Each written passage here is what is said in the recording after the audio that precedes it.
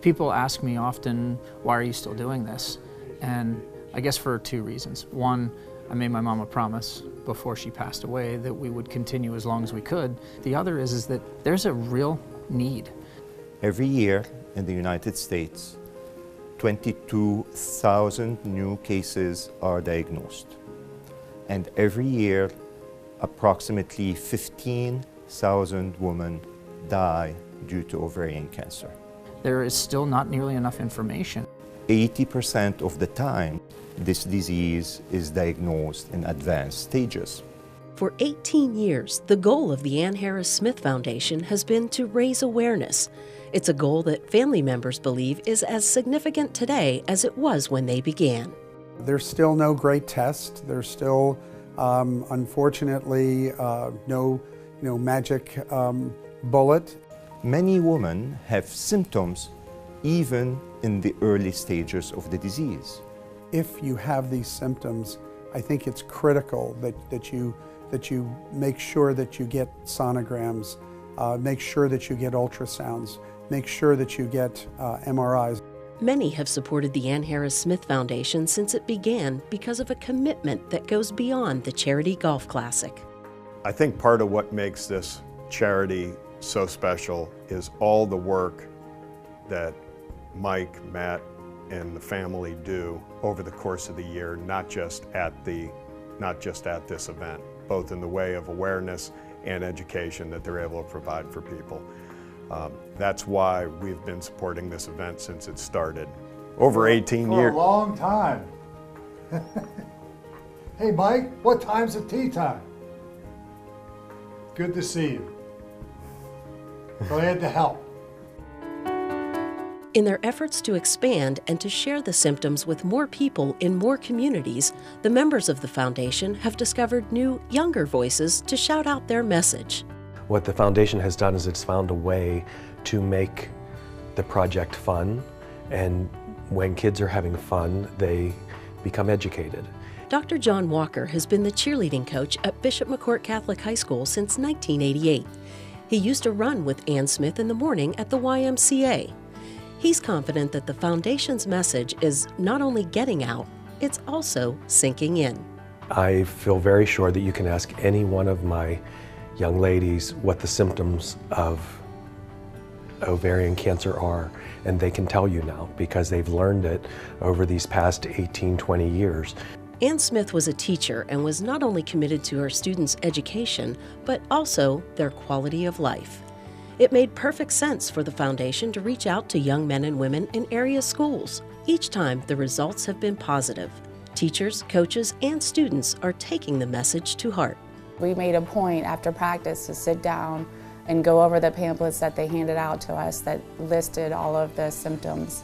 And we made them read it and go over it together because it's very important that they realize it, because a lot of the symptoms are just normal, like everyday things.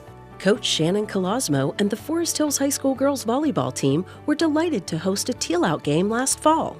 And we were excited to say that they asked us to host again this fall. So on September 5th, we'll be hosting our home opener against Cambria Heights, and it'll be our teal-out game. Berlin Brothers Valley High School students and faculty also hosted a teal-out volleyball game and a teal-out day. We had signs outside the school with the symptoms of ovarian cancer, and it was nice because we actually had a lot of survivors or people related to people with ovarian cancer that came up and told us how much it meant to them. The young men are just as enthusiastic to help as the young women. Our impact is small, but we try and make the most of what we can do. Hunter Treese is a member of the Laurel Auto Group baseball team, and he details cars at one of the dealerships. While playing and working, he and his teammates wear teal to help raise awareness. I mean, we do just play baseball and work at the dealership, but anytime we get the opportunity, we like to at least let people know why we're doing it. And I think it's something pretty special, too. Teal ribbons, teal armbands, teal shirts, teal banners are all raising awareness. They're also attracting people who've dealt with ovarian cancer and giving them a meaningful way to honor the memory of their loved ones. I don't think there's a son that could be closer to their mom than what I was. Craig Instone lost his mom, Doreen Instone, to ovarian cancer. He and his uncle, Rich Yeager, shared that she was a very strong person. She lived alone. My dad had passed away several years ago, and so she was a very independent woman. I mean, she did everything that it was unbelievable. And I remember her out trying to snow blow her driveway, and at 5 o'clock in the morning. Well, that was her. She went to work. And she physically couldn't do it anymore. Craig and his family have many ties to Bishop McCourt. He and his brothers graduated from McCourt. His oldest daughter is now approaching her junior year there. And his niece, Morgan, Doreen's granddaughter, attended and played basketball at the school. She lived for her grandkids. Before she passed away, family members helped Doreen see her granddaughter play basketball at Bishop McCourt one more time. Morgan, which is my brother Scott's daughter, she played for Bishop McCourt basketball, and we got my mom down there. Uncle Rich made arrangements to get her in the handicap entrance to get to watch Morgan play one more time. You know, she sat up in the athletic director's box or whatever, and that meant the world to her. As she battled cancer, Doreen's classmates from McCourt and from nursing school rallied around her. It was very important to me to see her classmates rally around her. A number of them were nurses that she went to school with, but they were there for her. How about it? They were. You know, they were such a great support to her, and that meant a lot to her. Members of the Bishop McCourt community have been helping to turn the town teal for several years. After Doreen died, Craig was glad to join the effort. I enjoyed that because it meant something to me to be able to go up and participate in something that touched me in my life, you know. And me and the girls went up and we tied ribbons. My spot was Luzerne Street. We went up and tied ribbons, and with some of my mom's good friends from back in high school and nursing school and lifelong friends. So that meant a lot. More and more people, unfortunately, you know, are being touched by this insidious disease, and they want to do some small part, you know, to help, you know, women in the future. If we can reach people across all different age groups, whether they're students in high school or just people who are driving by teal ribbons, it begs the question why. And if we can just get a chance to say why and tell people about the symptoms and that they have to listen to their bodies and that they have to push their doctors, maybe we do make that difference.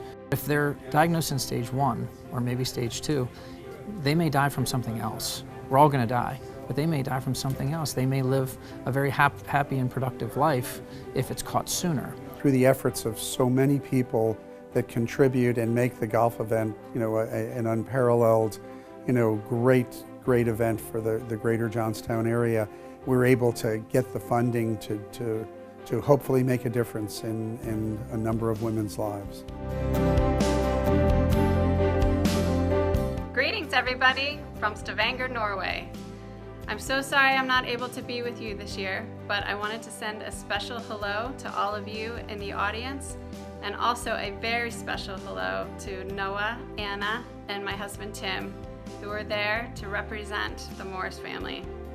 I really wish I could be there this year, but unfortunately I wasn't able to make it back from Norway in time for the golf tournament. But I wanted to thank you all, as usual, for your continued support of our Pro-Am charity golf tournament in honor of my mom.